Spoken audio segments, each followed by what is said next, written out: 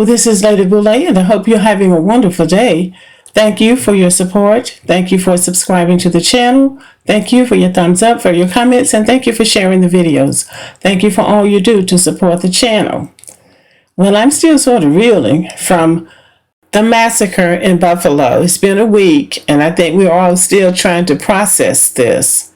And I listened to the grandson of one of the victims who said, "What am I supposed to do with this anger?"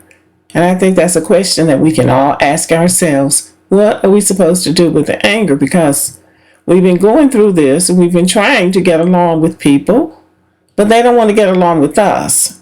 And we aren't really sure what we're supposed to do because we don't get any real leadership from the country as a whole. What is it that they require of Black Americans? So I think this is something we're going to have to work out on our own, and we're going to have to make a decision about what we need to do. I've been thinking about this, something that there is something that has been bothering me for quite some time, and this is what I hear of Black women from Black men saying that Black women are strong, and that's not a good look. I've heard actresses and people like that coming out saying that it's not good for Black women to call themselves strong. Now, when we look at what we just faced as a community in Buffalo, and everybody just helpless as to what to do, strength is required in a situation like this.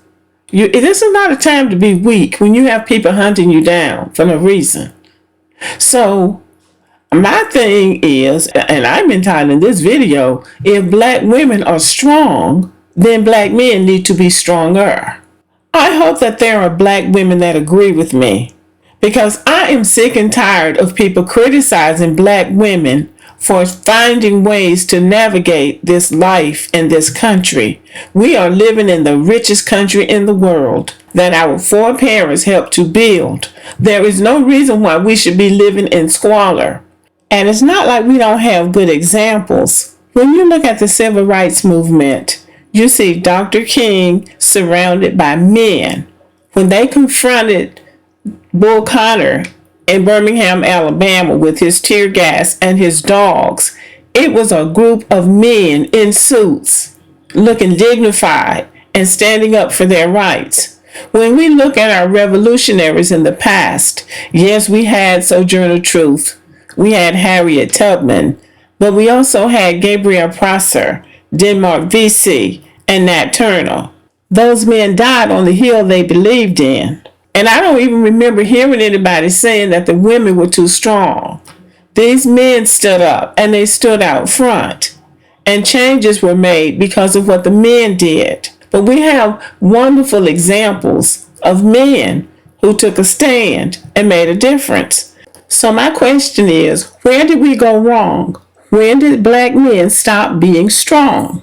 I am convinced that the so-called integration was the beginning of this confusion and chaos we're having in Black communities all over this country. When we were in the segregated schools, we had Black male principals. And in the South, I know they ruled with an iron fist. They had those schools under control. Teachers could teach. They had mentors for Black boys. Those kids left high school knowing how to do stuff. And they had a work ethic. And they had a respect for themselves and for the community. But when the schools integrated, they took the Black male principals out of the schools and the teachers. What they did with Black male principals who had perfectly good managerial skills, who ran those schools with order and organization, then when they integrated the schools, the Black principal all of a sudden became the assistant principal over disciplining the Black students, but had no real authority in the school. Now, this was the beginning of the downfall of education for Black children, especially in the South. It was the dismantling of our schools and the dismantling of the authority and the order in the schools. That was the first mistake, I think, with integration, because the Black male lost his role, and a lot of the Black male teachers and principals left education, set up businesses for themselves, or went into other areas of work. They refuse to accept that diminished position, and I don't blame them for that, but we haven't figured out how to go back and re-navigate that. That's the first problem with the so-called integration. Then they took young black men who are strong and fast and made sports figures out of them, made them into role models, not educating them. Most of them still really can't read that well, and I would put money on that. But they shifted the focus away from strong black men who would stand up, who would take a stand, and put the focus on weak black men who had strong bodies but weak minds. And then they threw drugs in the mix, they threw money in the mix, and they threw white women in the mix. And that's where the weakness is. And that's what I think a lot of people don't want to acknowledge. And then they saw how quickly we fell for that particular kind of okie doke. Then they decided, okay, we're going to make these people the role models. Other people are making choices about who our leaders should be. And we seem to be helpless to do anything about anything that somebody else decides for us. We just go along with whatever people decide and say, yeah, that's right. I really want to get $450 to pay for a pair of tennis shoes, even though my child is on free lunch. Well, yeah, the tennis shoes is what's important because Michael Jordan is promoting them. And so rather than people just take a stand and say, no, athletes, rappers are not our role models. We don't know these people. We don't know what they stand for.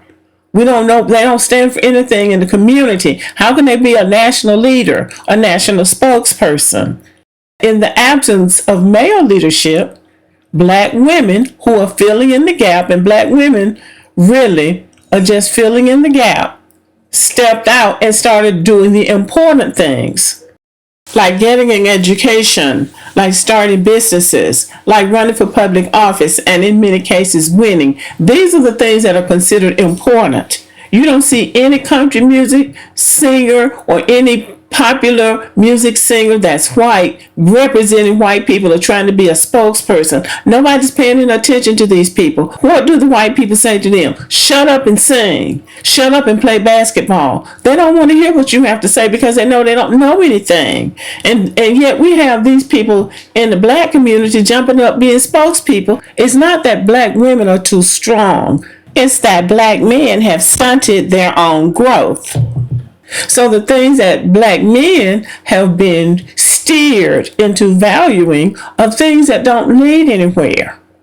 And black women can't turn back because somebody has to stand up for the black race. So if black women are strong, then black men should be stronger. Many of these black women, most of these black women that are in high profile positions, who are in decision-making positions, whether they're in politics or business or education, these women are married to black men, successful black men. So I'm an advocate for strong black women, because if you're a strong woman, you should attract a stronger man. And that's what a really strong woman will do. Men who will step up and not let women outdo them because they're scared. If you're scared, just say you're scared. Black women, to me, should be proud of their strength. There are women in the world, and I have said this before, there are women in the world who would love to have your strength. And this is the time. This is not the time for black women to fall down on the job. This is time for black women to keep going forward because this country is changing as we speak. And it's going to keep on changing. And these other people are coming from all over the world trying to get their hands on something. All these Arabs and Asians and people coming into the black community, setting up stores and getting rich. And black men ought to be running these stores. They ought to be opening these stores. And what I say is, if you want black women to sit down, then you get up. And if you want black women to shut up, then you speak up. Speak up with authority. A strong woman needs a stronger man. And if you're not that stronger man, then you go find your mate. Because all you're doing is hindering black people when you take shots at black women who are trying to get things done that need to be done for the good of all black people. If black women are strong, then black men need to be stronger. That's what I've got to say. Let me know what you think. Thank you for listening. Subscribe to the channel. Give me a thumbs up. Leave a comment. Share the video. And as always, have a great day.